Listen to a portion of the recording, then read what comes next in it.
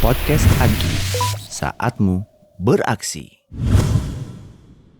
Areal perkebunan kita itu hampir tersebar lah di seluruh Nusantara ini, mulai dari Aceh, Riau, Jambi, ya, kemudian di Kalimantan, hampir semua Kalimantan ada, kemudian di Sulawesi, kecuali Papua belum ada. Kita itu kurang lebih lahan kita sekitar 285.000, jadi cukup luas hektar ya, 285.000 hektar dengan kalau tadi Pak Yose di Pama ada 30 ribuan karyawan ya Pak ya, mirip ya di tempat kami juga sekitar 33.000 karyawan yang bekerja di seluruh Indonesia. Dan mungkin yang berbeda dengan tempat Pak Yose atau di Pama, kalau kebanyakan di Pama bekerjanya lacang lah gitu Pak ya, lacang atau melacang, jadi makanya deket-deket dengan dunia hitam gitu. Tapi alhamdulillah di tempat kami itu tidak hanya pekerja tapi keluarganya juga. Jadi di sana itu akhirnya kayak menjadi desa-desa begitulah, kampung-kampung yang berdiri gitu ya, tapi masih di kawasan perusahaan. Nah, di kita kurang lebih ada sekitar 80% ya karyawan yang muslim, jadi masih mayoritas gitu ya.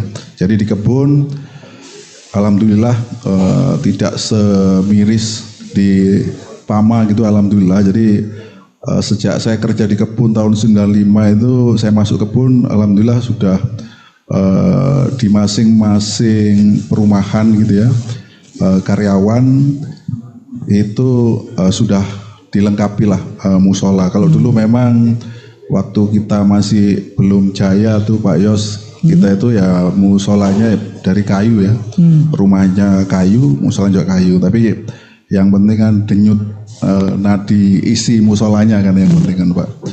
Nah alhamdulillah semua difasilitasi oleh perusahaan. Dan tadi di sana kalau kita aset kita ya, masjid dan musola itu kurang lebih sekitar 400 lebih lah. Jadi kalau saya boleh ngerepek ini sekitar 427 ya, musola dan masjid. Jadi masjidnya ada 50, musolanya ada 377. Masya Allah. Jadi alhamdulillah.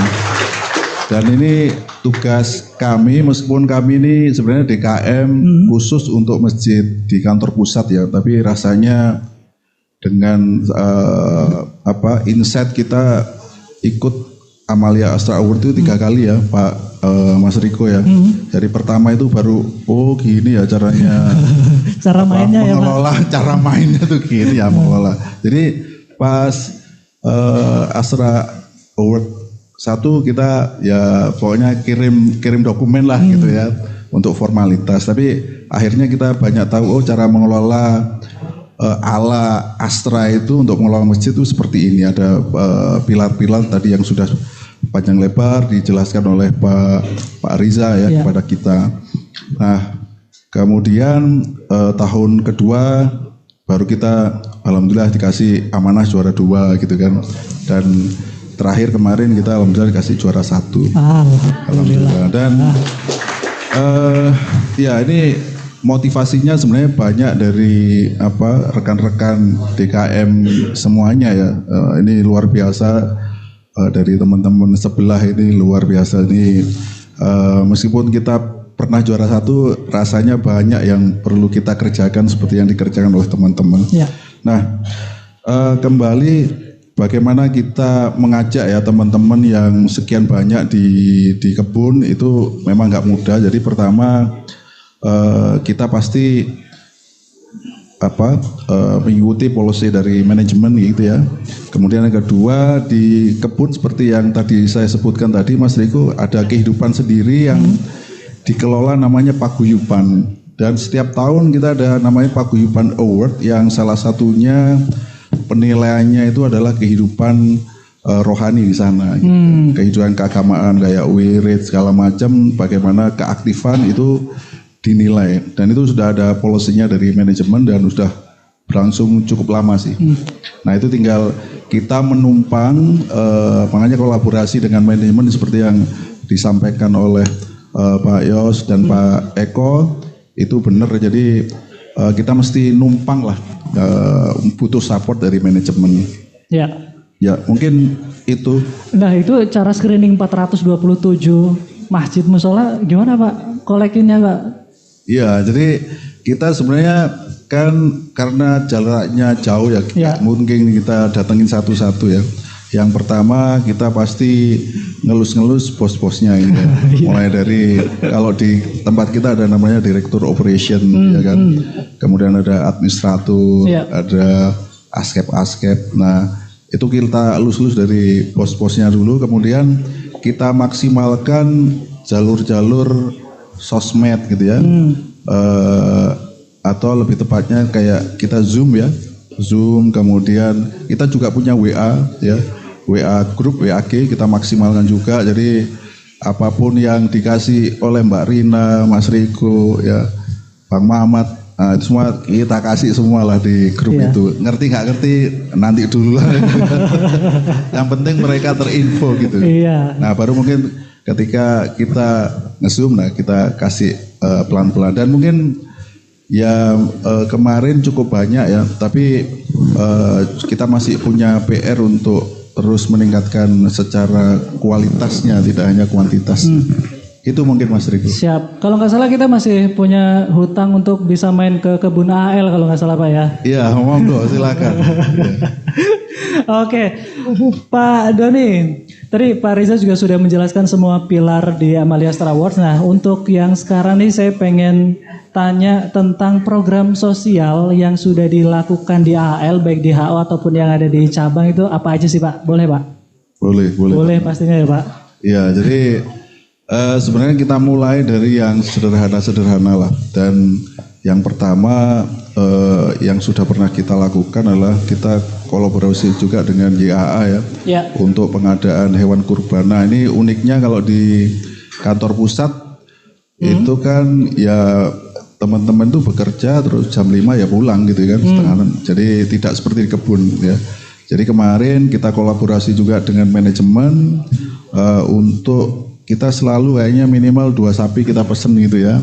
Nah ini sebenarnya untuk teman-teman masjid gitu ya di ring satunya PTAL yang ada di Pulau Gadung. Nah itu full kita serahkan ke masyarakat ya, masyarakat yang menjadi ring satu kita. Kemudian santunan donasi ini juga kita gerakkan tidak hanya dari sumbernya dari manajemen, juga dari para jamaah. Termasuk ketika kayak gempa Cianjur kemarin, gempa yang di Sulawesi, ini juga tidak hanya DKM yang ada di AL pusat, tapi kita gerakkan juga teman-teman DKM yang ada di seluruh Indonesia.